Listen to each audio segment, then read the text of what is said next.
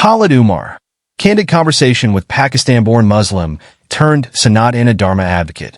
Written by Dr. Jai G. Bunsal. Khalid Umar, a Pakistan-born Muslim now residing in the UK, hails from the Punjab province of Pakistan. His childhood in the late 1970s was marked by an education that emphasized Islamic supremacy, often depicting Hindus as wicked and eternal adversaries of Islam. However, raised in an open-minded family, he was encouraged to think freely, helping him to develop a worldview free from the prevalent prejudices and hostilities. Today, Umar is an advocate for human rights and a prominent supporter of Sanatana Dharma.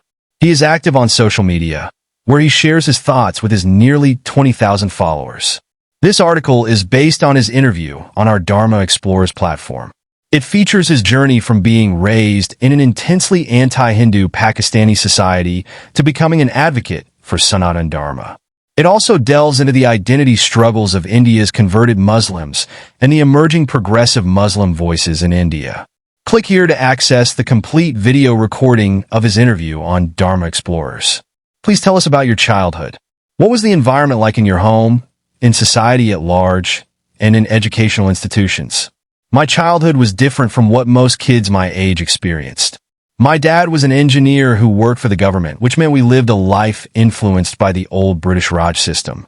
This included a more isolated lifestyle, away from the general public, in various districts of Punjab, Pakistan. It was a life close to nature. One important thing was that my father wasn't very religious. He prayed twice daily but never forced his beliefs on us, allowing us to think freely. Our home was filled with books, and without many games or friends around and no internet, I spent a lot of time reading. This opened up the world to me from a very young age. As for society, I didn't have much interaction with it until high school. What I did notice was growing negativity, with increasing militancy and repression. I remember the political turmoil during my childhood, starting with martial law, followed by the breakup of Pakistan in 1971 when I was 10. After a short period of democracy, there was a long era of dictatorship that lasted 11 years, marked by repression and a closing off of society. This period saw the Islamization of Pakistan, which led to significant changes like the closure of liquor shops and rampant anti-India sentiments. Until the late 90s, I witnessed the country's decline in terms of education, open-mindedness, music, fashion, and more. Society seemed to be moving in a negative direction. So, there was a focus on religious teaching in society, but also a revisionist approach to history in the education system. How was history portrayed during your formative years? Were there any alternative resources on historical subjects available to you?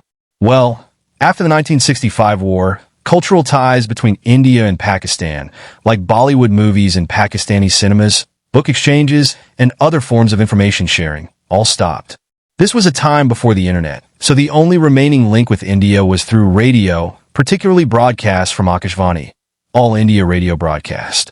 This situation, combined with growing animosity sown into the minds of the people, led to increased hatred. As the militarization in Pakistan increased, the government justified the deteriorating quality of life by pointing to the ongoing conflict with India, promoting a narrative filled with indoctrination about the nation's divine creation and the existential threat from India. This rhetoric intensified after the 1971 war, as people began questioning the portrayal of India as an aggressor, especially given that India did not make territorial claims on Bangladesh after its liberation. The absence of information exchange allowed the Pakistani rulers to control narratives completely, designing textbooks and dominating all forms of media. Communication was so restricted that people traveled to Kabul, Afghanistan, to watch Indian movies, and Pakistani producers would create copies of popular Indian films based on these viewings. This period of isolation led to a skewed understanding of India, fostered by a government that tightly controlled information and education, creating a very different world from what was actually happening. Could you share some details of your career path? What motivated you to relocate to the UK? I moved to England later in life for personal reasons, but a significant factor in my decision was foreseeing the direction my country was headed. After observing for over 30 years, It became clear that the military's increasing repression and reliance on spreading fear and hatred were tactics used to justify poor economic conditions and the erosion of civil liberties. They argued that without their control, we would be vulnerable to extermination by our enemies. My understanding deepened through education, exposure to different cultures, and visiting other countries, helping me see the flaws in our societal structure. This realization pushed me to leave in search of a place where freedom of expression was valued. At that time, I was also advocating for those persecuted under Pakistan's blasphemy laws, which included mostly Muslims from various sects and some Christians, though not many Hindus. This advocacy became a lifelong mission for human rights, which also put me at significant risk.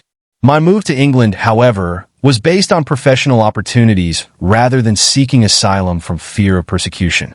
It was a choice made on professional grounds, allowing me to pursue my career in a more open and safer environment. My professional path in the UK has been a testament to the value of embracing diversity, seeking understanding, and challenging oneself beyond familiar boundaries. It's been a journey of growth, not just as a professional, but as an individual seeking a broader understanding of the world. Did the socio-political conditions in Pakistan play a role in your decision? Certainly, when Benazir Bhutto was assassinated in 2007, I concluded that the hope for positive change was gone. If there was any leader capable of bringing sense and unity to the country or of building the nation positively, it was her. Her assassination marked an immediate and significant setback. You are a strong advocate of Dharmic traditions, values, and principles. What attracted you to Hindu Dharma? My search for understanding different beliefs led me to an important realization. Many religions, especially the ones coming from the Abrahamic tradition, often use fear to guide their followers. This fear, especially the fear of what happens after we die, makes people follow certain rules with the promise of heaven if they do good and the threat of hell if they do bad. I started to wonder if we weren't afraid of dying. Would these religions still have the same power? I thought about this a lot and decided that without the fear of death, the control these religions have wouldn't be as strong. This is because their main way of teaching right from wrong is based more on fear than on love or kindness. This questioning led me to look into different religions and philosophies. That's when I learned about karma and reincarnation, ideas that didn't rely on scaring people about death, but instead offered a different view of life and our actions. These concepts made more sense to me and answered many of my questions. Then, I discovered Hinduism, or Sanatana Dharma, which teaches us about our deep connection with nature. This idea felt right and true. It's like when I look at a tree and feel grateful because I breathe out carbon dioxide, which is bad for me, but the tree turns it into oxygen, which I need to live. This shows how everything is connected, from the stars in the sky to the grass in my yard. Understanding this connection filled me with a sense of peace and wonder. It made me see life differently. I realized that we shouldn't live in fear of dying because life is about experiencing and learning. When one life ends, it's not just an end, but a part of a bigger cycle. We come back and life goes on. This way of seeing the world changed everything for me. I didn't need to worry about heaven or hell or a judgmental God watching every move. Instead, I understood that I was in charge of my life. My actions today decide my happiness or sadness tomorrow. This idea is so powerful and liberating. It's a big shift from what I used to believe, but it's one that has brought me a lot of peace and understanding. A lot of people find their way to spirituality, but you've gone beyond just believing. You're sharing and advocating for it. How did you decide to become a vocal supporter of these spiritual ideas? In a world where there's a lot of misunderstanding and misinformation, it's easy to come across ideas that don't really make sense. This is especially true when it comes to religious beliefs. For instance, in many teachings, especially those from Abrahamic religions like Islam and Christianity, there's a common theme that idol worship, or idolatry, is a major sin. This idea is rooted in the story of Abraham, who destroyed idols, and this view has been carried forward into Christianity and Islam, each adding its own interpretation and emphasis to the concept. However, this viewpoint simplifies and misunderstands other religions, particularly Hinduism. There's a common misconception among many, especially in Muslim communities, that Hindus merely create statues, label them as gods, and then worship them in the hope of salvation or answers. But when you stop to think about it, it's hard to believe that the third largest religion in the world, a religion that is followed by highly educated individuals excelling globally, could be based on something that simplistic. The issue at the heart of this misunderstanding is the way Abrahamic religions perceive God, as a single, unchanging entity. This rigid view doesn't allow for the fluid and diverse understanding of divinity found in Hinduism, where the concept of God is much more flexible and can manifest in various forms and aspects. This isn't about one religion being right or wrong. It's about realizing that the foundation of beliefs can vary greatly. Hinduism, for example, doesn't view its deities in the same way as the God of Islam or the God of Christianity. The misunderstanding arises when people try to interpret Hinduism through the lens of monotheistic beliefs, expecting it to conform to the same definitions and rules. The challenge is explaining that Hinduism's polytheistic nature doesn't fit within the monotheistic framework. It's not about worshiping multiple gods instead of one. It's about understanding divinity in a multitude of forms and the interconnectedness of the universe. This realization highlights a broader issue. When people step away from their faith, especially within the Muslim community, and adopt atheism, they often reject not only their own religious background, but also other faiths, like Hinduism, without fully understanding them. They critique or dismiss Hindu practices without recognizing that their perspective is hemmed in by the monotheistic worldview they're familiar with. To truly appreciate polytheistic or tribalistic faiths, one must set aside monotheistic preconceptions about divinity and the universe. Only then can the intricate beauty and complexity of these beliefs be fully understood. This is why it's crucial for people to learn about and understand different religious perspectives beyond their own. It's not about converting or changing beliefs, but about fostering a deeper appreciation and respect for the diverse ways humanity seeks to understand the mysteries of life and the cosmos. In sharing and advocating for a broader understanding of Hindu Dharma, my goal is to bridge gaps in knowledge and promote a world where respect for all beliefs leads to greater harmony and understanding. This journey requires patience, openness, and a willingness to see beyond the surface to the profound wisdom that different traditions offer. You've also been critical of your birth religion. Do you feel your connection to Islamic values is getting weaker with time? How do you manage to keep a balance between the two beliefs? I believe it's not really possible to balance these two beliefs. I've never been deeply into practicing Islam. My connection was more because of the culture around me. But once I started seeing things from a broader perspective outside of that cultural bubble, my views changed a lot. In the last 10 or 20 years, I've realized that trying to mix polytheism and monotheism doesn't work. They're just too different. Some people might say you can be Muslim and also follow Sanatana Dharma. But in my opinion, once you start following Sanatana Dharma, you're moving away from Islam's core teachings. Islam, at its core, is quite clear about being different from other religions. Are you not worried that by admitting your appreciation for Sanatana Dharma and distancing yourself from Islam, you might be inviting trouble for yourself and your family? It's really challenging, but there is no way to reconcile the two perspectives. Being a Muslim means saying there is no God but Allah, and Muhammad is his messenger, and he's the last one. But in Hinduism or any other religion, how can you agree with that? The basic rule of Islam is that it doesn't really accept other beliefs or gods. This makes it hard to mix Islam with other religions because Islam says its way is the only way. How do your Muslim friends in the UK or back in Pakistan react to your beliefs?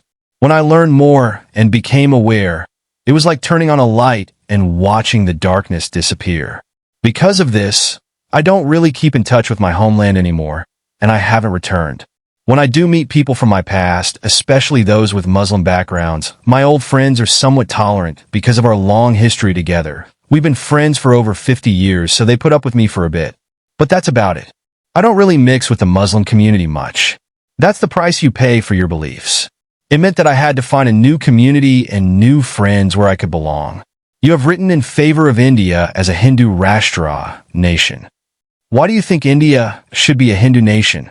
I believe the reason is quite simple.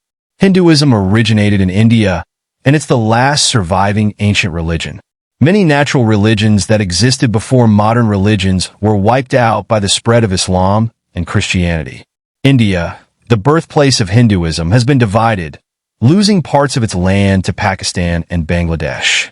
Historically, the Indian subcontinent stretched to Kabul, but now significant portions are no longer part of modern-day India. This division has placed Hinduism in a challenging position, surrounded by countries with a history of hostility towards it. If you look at the spread of Islam, it began in the Arabian Peninsula, but now a tiny percentage of the global Muslim population lives in Saudi Arabia. In contrast, the Indian subcontinent, which had no Muslim population 1,000 years ago, now holds over 50% of the world's Muslim population when you combine the populations of India, Pakistan, and Bangladesh. This dramatic change raises concerns about the future of Hinduism and India's ability to maintain its heritage and beliefs. With a significant Muslim population in India, the fear is that the religious and cultural landscape could shift drastically, posing a threat to Hinduism's survival. India stands as the last stronghold of ancient polytheistic traditions, much like a sanctuary for an endangered species. Protecting Hinduism isn't just about preserving a religion, but safeguarding a rich, peaceful, and prosperous ideology that values peace over conflict.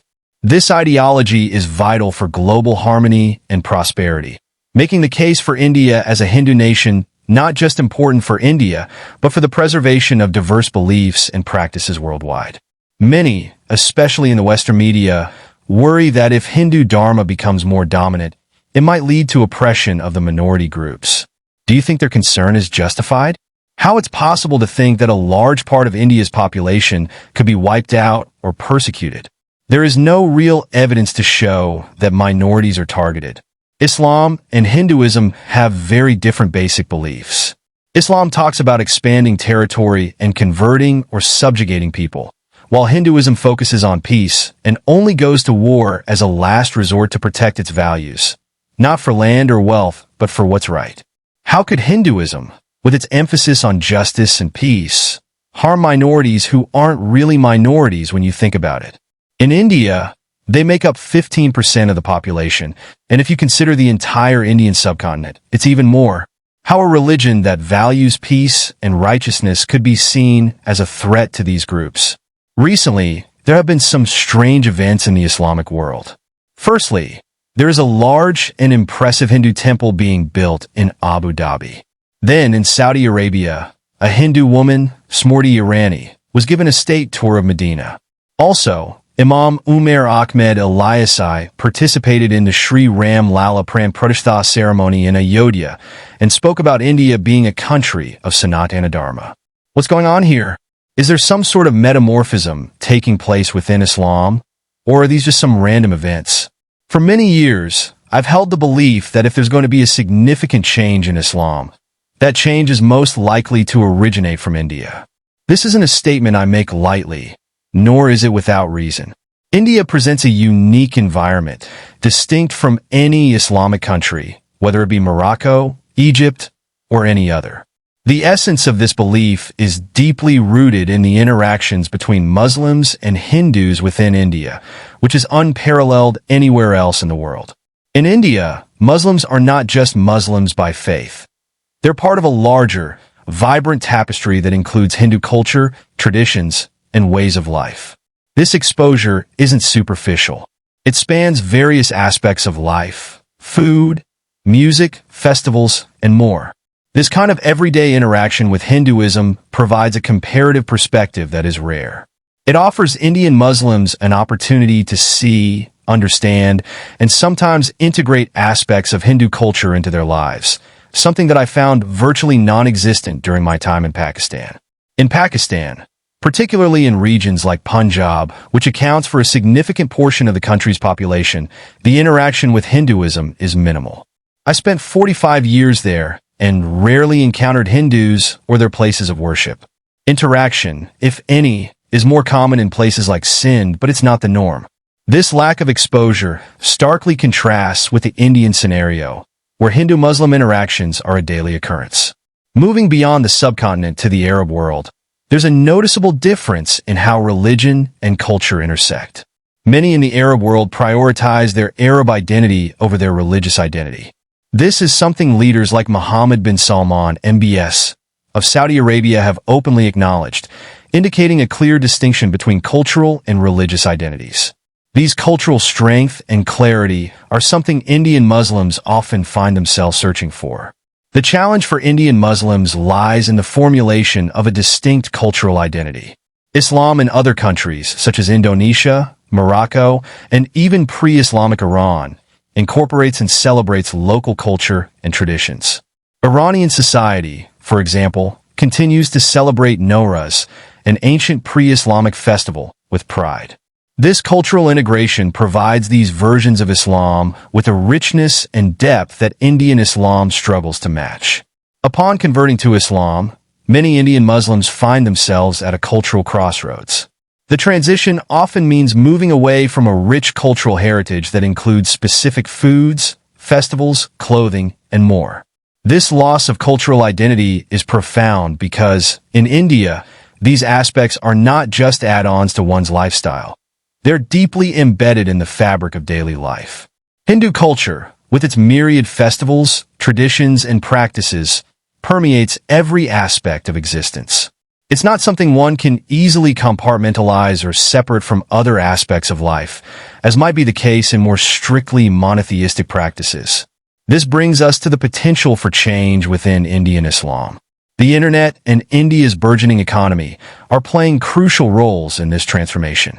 The flow of information and the visible success of Hindus in various fields are prompting Indian Muslims to question and rethink certain aspects of their faith. Questions arise, such as why, according to their understanding, idol worshippers seem to be prospering. These questions are a gateway to broader thinking and potentially a re-evaluation of long-held beliefs. The contrast between India and Pakistan, especially regarding economic progress and investments, is stark. For instance, the Indian government's significant investment in Kashmir contrasts sharply with Pakistan's financial struggles. This economic disparity, coupled with the cultural and religious reflections within the Indian Muslim community, sets the stage for profound introspection and potentially transformative change. Indian Muslims are at a crossroads, culturally and religiously. The interaction with Hinduism, the challenges of maintaining a distinct Islamic identity in a predominantly Hindu culture, and the influences of global connectivity and economic shifts are all factors contributing to a dynamic period of reflection and potential change. The question of identity, the preservation of cultural traditions, and the interpretations of religious teachings are all being re-examined in the light of new realities. In conclusion, the future of Islam in India is poised for change, influenced by a unique blend of cultural interactions, economic developments, and the global exchange of ideas. This change, if it comes, will be deeply rooted in the Indian experience, reflecting a journey that is as much about finding a place within a diverse cultural landscape as it is about religious faith. It's a journey that underscores the complexity of identity in a rapidly changing world, highlighting the possibilities for transformation and growth within the Indian Muslim community and beyond. You recently wrote that there is an anti-India force inside India itself. They wish for India's failure in every way, similar to fools who saw off the branch they're sitting on. What advice would you give to such fools? I believe it's tough to change the mindset of the older generation. They might be set in their ways or too stubborn to see things differently. However, there's a lot of hope for the younger generation. Firstly, the madrasa system needs to be completely stopped. If you eliminate these religious schools, you could transform the country in just 10 to 12 years. It's also crucial to monitor what imams preach and to cut off any funding that supports harmful teachings. We've already seen steps like reducing subsidies for religious pilgrimages. Education should be equal for everyone, without any separate religious schooling. If we manage religious education the way we restrict smoking and drinking for underage youth, society could see a significant change in a few years. Secondly, with better job opportunities, more education, and increased interaction with different cultures, they're more likely to start questioning things. In many ways, I think the internet could be what changes everything. It's a tool that brings in so much information that's hard to control, which is why you see the military in Pakistan, for example, being wary of it. They even have generals openly wishing they could shut it down because they can't control the flow of information. They advise the younger generation to avoid it, but I don't think that's going to work. I'm quite optimistic that better times are ahead because of this. The Islamic conquest of India is one of the bloodiest chapters in human history. There are estimates that 80 to 100 million Hindus were murdered during the first 500 years of Islamic rule, and over 40,000 temples were destroyed. Recently, after a 500-year struggle, the Hindus managed to reclaim one significant site, the Sri Ram Janmabhoomi. But the Western media portrayed it as if it were the end of the world. Given that kind of history, is there any hope for Hindus to reclaim more of their sacred sites and restore their civilizational pride? As you know, the battle for Sri Ram Mandir was primarily rooted in a property dispute, specifically a land dispute. Though it took a long time to resolve, the established precedent suggests that the legal system will now proceed with greater speed. In the context of civilizational recovery, timelines stretch far beyond individual lifetimes. The recovery of these demolished civilizational icons is primarily of symbolic, emotional, and spiritual significance. India should consider a Truth and Reconciliation Commission akin to post-apartheid South Africa, fostering understanding, acknowledgement of historical wrongs, and the shared DNA connection. This approach aligns with the ethos of Sanatana Dharma, emphasizing shared connections with all life forms. Such initiatives could usher in an era of hope, love, and economic prosperity, addressing conflicts and fostering a harmonious coexistence. Over time, as more individuals adopt such perspectives, a collective shift may emerge towards a future marked by empathy and unity. As the famous words of John Lennon suggest, imagine a world where shared values and understanding prevail. We've covered a lot of territory today, and we appreciate how open and honest you've been in discussing things that many people avoid. Is there any parting message or thought you would like to share with our readers? I believe that with more empathy, education, open-mindedness, and adherence to laws and Hindu principles, things will change. When Indian Muslims observe changes in Saudi Arabia and the broader Arab world, when they notice how Indonesia and Malaysia approach Islam, they will be inspired to embrace change themselves. The last strongholds of outdated views might be Pakistan and Bangladesh, but I have immense faith in Indian Muslims. Being close to Hindu Dharma and Hindus, if they can't learn from this proximity, then there's little hope elsewhere. However, I am optimistic and believe in the practicality of this process. Change is possible, and I trust that it will happen. Khalid G, thank you very much for your time and thoughts. Thank you.